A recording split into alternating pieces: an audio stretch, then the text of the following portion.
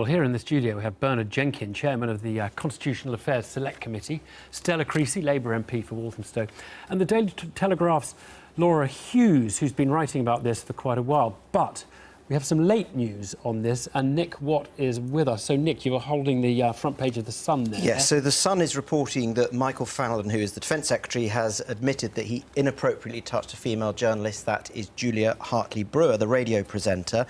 It is important to say that this happened 15 years ago, and they both consider the matter closed. A spokesman for Michael Fallon said he'd apologised when the incident happened 15 years ago, and that both he and Julia now consider it closed.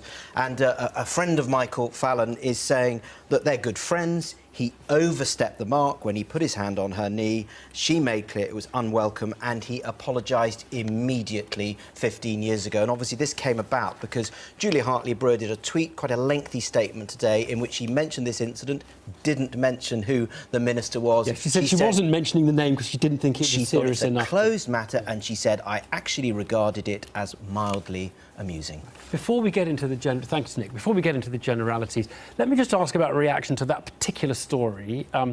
Bernard, you've heard some of the context there. What do you think as you read that? My immediate reaction is, having read Julia's comment, where she makes a distinction between what might be proper harassment. She does not consider that this was harassment. She regards it as an inappropriately flirtatious moment, and that's the end of it. And let's be clear, the more serious issues that are being discussed are where people have wanted to complain, have felt unable to complain, or have complained, and legitimate complaints have not been dealt with. That is not in that category. And I think that also tells us that we're in a bit of a media storm now, where sort of anything is going to generate a headline, however trivial, and I don't suggest that that is completely trivial, but it's obviously much less important than this other stuff. And Stella Creasy, do you agree with that interpretation on what you know about this specific case? I think this is the challenge with all of this, though, Evan.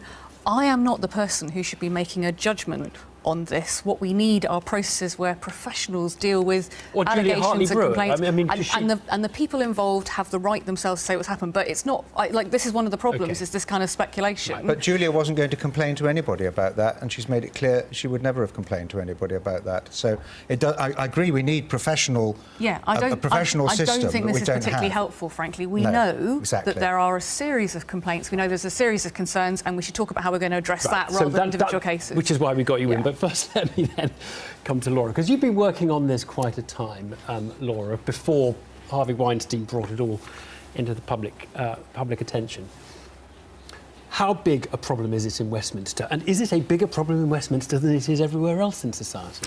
Look, I think you need to look at Parliament as 650 small businesses without an HR department. If you had 650 small businesses in the real world, of course, you would have a handful of bad employers who acted inappropriately. I'd like to make it really clear, I've been looking into MPs for a very long time and talking to lots of staff. It's a handful, a large handful. Is that what you're saying, a handful? I don't think it's 10%, systemic. I think 15%? I've been working with some really good MPs who have been determined to help expose this. And what I've been looking into, as Bernard was just talking about, is serious cases. I've spoken to women who went to the parliamentary authorities and said to them, I have been sexually assaulted by one of your MPs. What are you going to do about it? And they were told, there is nothing we can do about it. So that's where you, in a way, where the scandal is, because you're... Yes, the scandal is that there is nothing to protect young people. I'm 25 myself, so the reason I started looking into this is because I got to know lots of researchers and staff. And it's not just a sexual harassment issue, it's also bullying. It's also unreasonable expectations put on very young people who have bullying no of men HR. And women, bullying men and women. Absolutely, this is not just Tory men and young females, this is every gender, every party, and it's going at all different angles here. And we need to really be looking at actually the cases where serious sexual assault allegations have been made and they have been ignored. To me, that is absolutely extraordinary in 2017. Let's turn to our MPs.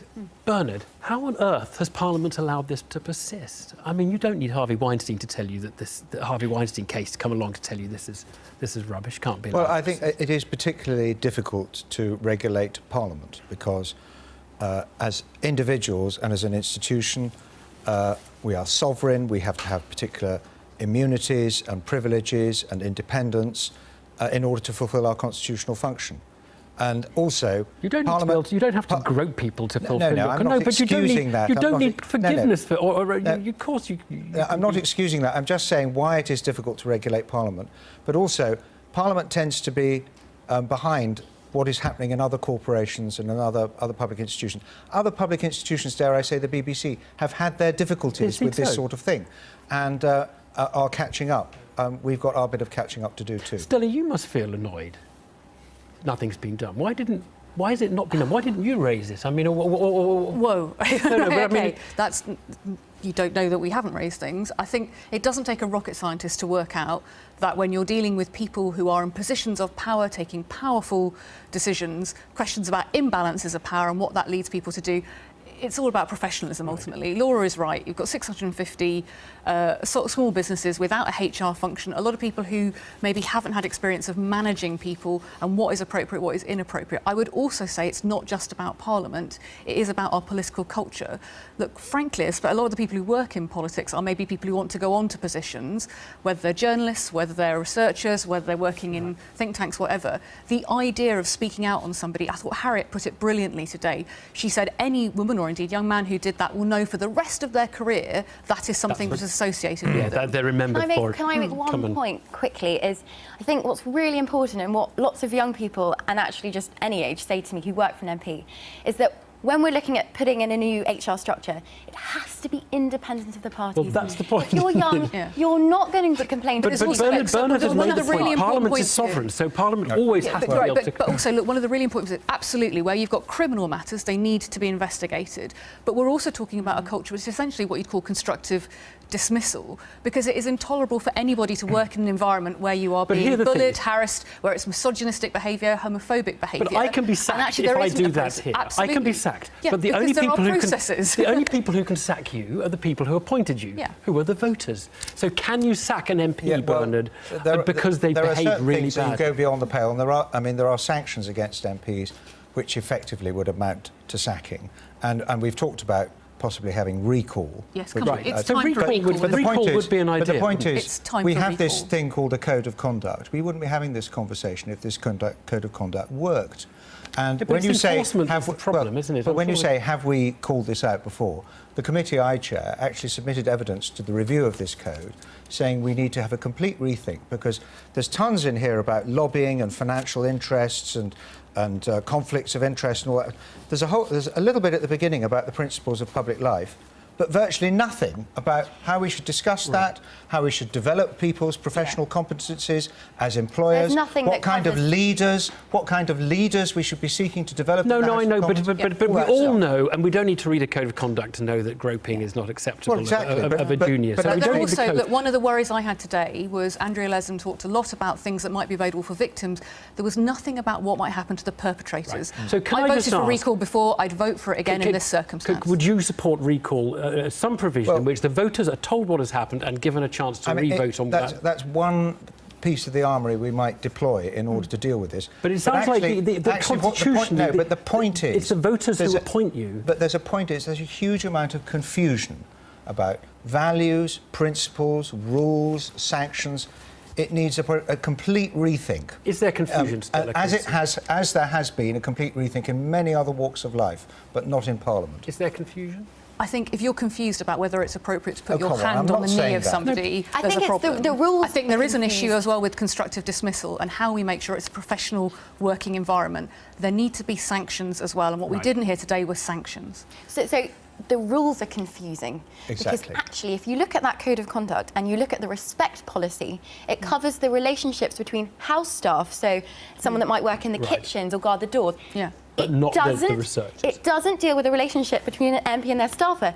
And actually, it says that, a complaint that you might make about an MP would be considered a part of that MP's personal life. Right. Yeah, well, that's hopeless. Bernard, one interesting thing that comes out of this is that the whips have been the kind of the go-to people. You're assaulted by your boss. You go to the whips, who are the most cynical people. But this was one of the reasons why there was pushback in our party against a so-called independent mediation service, because actually it was proposed that the whips and party volunteers should be the mediators, including, incidentally, somebody from Conservative Future, and look what they turned out to be like.